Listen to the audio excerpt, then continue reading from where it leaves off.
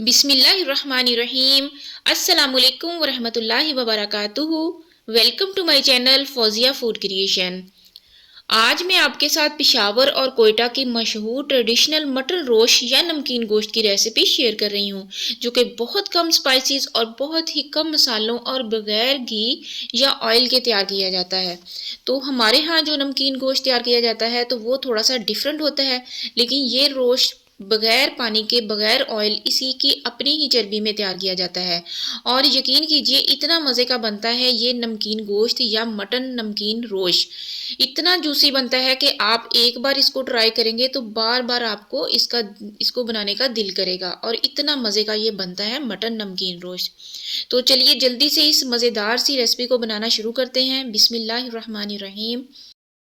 तो यहाँ पर मैंने ले लिया है 2 किलो मटन। तो यहाँ पर जो मैंने मटन लिया है, बकरे का गोश्त लिया है, वो है छोटे पीसीज में, इसकी छोटी बोटियाँ हैं। लेकिन जो कि पेशावर में कोयटा में बनाया जाता है नमकीन गोश्त, तो वो उसके मटन के बड़े बड़े पीसीज से बनाया जाता है। वो बीफ से भी बनाया जाता है और मटन से भी बनाया जाता है। तो ये आपकी अपनी चॉइस है कि आप मटन से भी इसको बना सकते हैं और बीफ से भी इसको बना सकते हैं। लेकिन यहाँ पर मैंने इसकी छोटे पीसीज लिए हैं, आप इसके बड़े पीसीज भी ले सकते हैं। अब इसके अंदर हमने जो चीज़ें डालनी है उसमें तकरीबन 4-5 मैंने सब्ज़ मिर्चें ली हैं, 3 टमाटर लिए हैं साबुत, और 2 छोटे छोटे प्याज लिए हैं, 2 अदरक के पीसीज हैं और 1 लेमन है जिसको मैंने कट कर लिया है। तो जो नमकीन रोस्ट बनाया जाता है इसमें सारी चीज़ें जो हैं वो साबुत ही डाली जाती हैं। तो यहाँ पर मैंने लहसुन लिया है, ये भी इसके ऐसे ही साबुत पीसीज लिए हैं। और यहाँ पर मैंने आलू लिए हैं 4 अदद छोटे साइज़ के, इसको मैंने छील लिया है। तो आप इसको छीले बगैर धो के वैसे भी आलूओं को रख सकते हैं इसके अंदर। तो सबसे पहले हमने यहाँ पर एक बर्तन ले लेना है, एक पतीली ले लेनी है। तो मैं पतीले के अंदर यहाँ पर नमकीन गोश्त जो है वो बना रही हूँ। लेकिन जो कोयटा में पेशावर में बनाया जाता है वो उसको जो कच्ची हांडियाँ और कच्चे बड़े बड़े जो उनके पास पतीले टाइप के होते हैं, बर्तन होते हैं, उनमें बनाया जाता है। तो यहाँ पर लेकिन मेरे पास वो कच्ची हांडी जो है वो अवेलेबल नहीं थी, तो मैंने यहाँ पर इसको पतीले के अंदर किचन में बना रही हूँ। तो और कोयटा में जो बनाई जाती है वो कोयलों पे बनाई जाती है, लेकिन यहाँ पर हम इसको किचन में गैस के ऊपर चूल्हे पे बनाएंगे। तो इस तरीके से आपने सबसे पहले नीचे जो है वो आलू जो है हमने लिए वो सेट कर देने हैं। उसके नीचे आपने चर्बी रख देनी है, फिर उसके ऊपर आपने गोश्त को की तह लगा देनी है।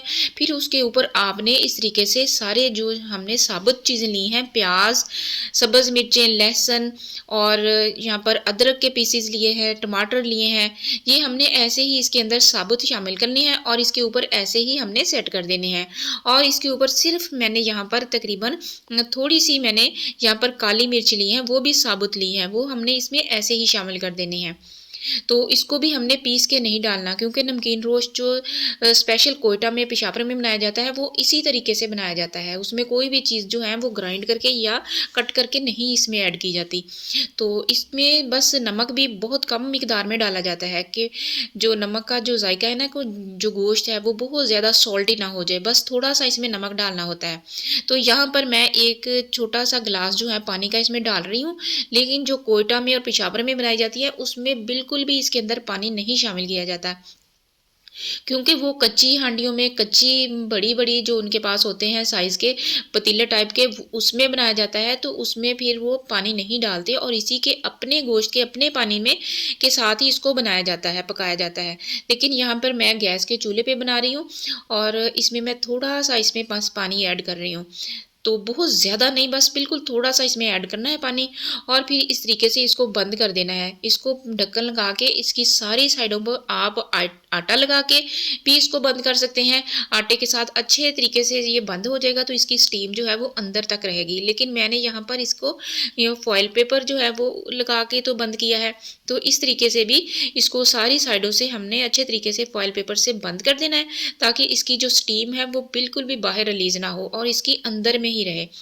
और सबसे पहले हमने यहाँ पर इसका फ्लेम जो है वो हाई रखना है और या फिर मीडियम कर देना है।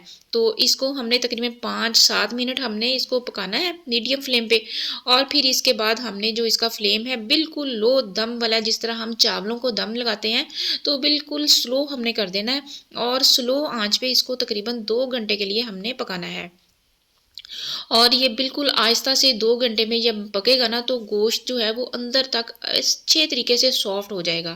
اور جب اگر آپ نے بیف بنانا ہے تو اس کے لیے آپ نے تقریباً 3 سے 4 گھنٹے آپ نے اس کو پکانا ہے۔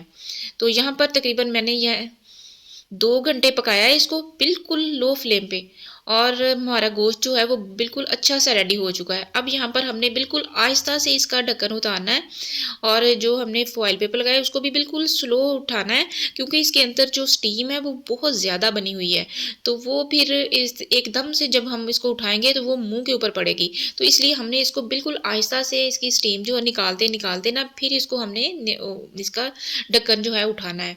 تو یہاں پر دیکھیں ماشاءاللہ سے گوشت جو ہے وہ ہمارا ہر چیز جو ہے بہت اچھے سے گل چکی ہے، لیکن اگر آپ کو لگے کہ یہاں پر ہمارا گوشت جو ہے وہ اچھے سے گلا نہیں ہے، ابھی اس میں ہے ٹائم، تو پھر آپ اس میں تھوڑا سا پانی ڈال کے تو دوبارہ سے اس کو چولہے پہ آپ تقریباً آدھے گھنٹے کے لیے رکھ سکتے ہیں۔ تو یہاں پر دیکھیں میں نے 2 گھنٹے اس کو پکایا ہے بہت ہی سلو فلیم پہ، لیکن اس کے اندر ابھی بھی یہاں پہ دیکھیں اس کے اندر جو گوشت کا پانی ہے وہ ہے موجود ہے، اور اس کا بڑا زبردست سا اس کا شوربہ سا اس کی یخنی سی جو ہے نا وہ تیار ہوئی ہے، اور گوشت جو ہے وہ ہمارا اتنا شاندار اتنا زبردست بن کر ریڈی ہوا ہے، اور بالکل ہی مکھن کی طرح سافٹ ہے۔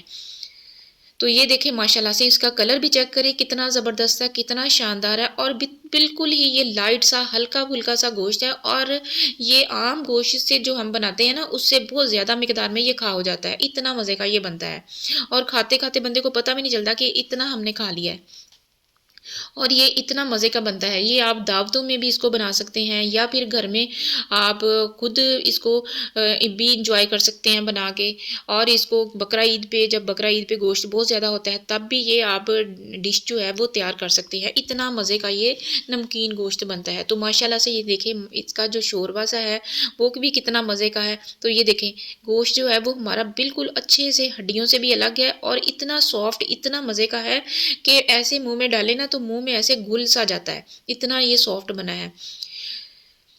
آپ لوگ اس ریسپی کو ضرور ٹرائی کیجئے، اور بہت ہی کم محنت سے بہت ہی کم جو ہے مسالوں سے یہ تیار ہوتی ہے، تو بہت ہی ایزی ریسپی ہے، آپ لوگ اس کو نا ضرور ٹرائی کیجئے گا، اور انشاءاللہ آپ جب اس کو ٹرائی کریں گے نا تو آپ اس کو بار بار آپ بنائیں گے، اتنی مزے کی یہ بنتی ہے نمکین روش کی ریسپی۔ تو یہ دیکھیں ماشاءاللہ ایک ایک پیسز جو ہے نا اس کا وہ بہت ہی شاندار ہے، بہت ہی سافٹ ہے، بہت ہی مزے کا ہے، بہت ہی جوسی ہے۔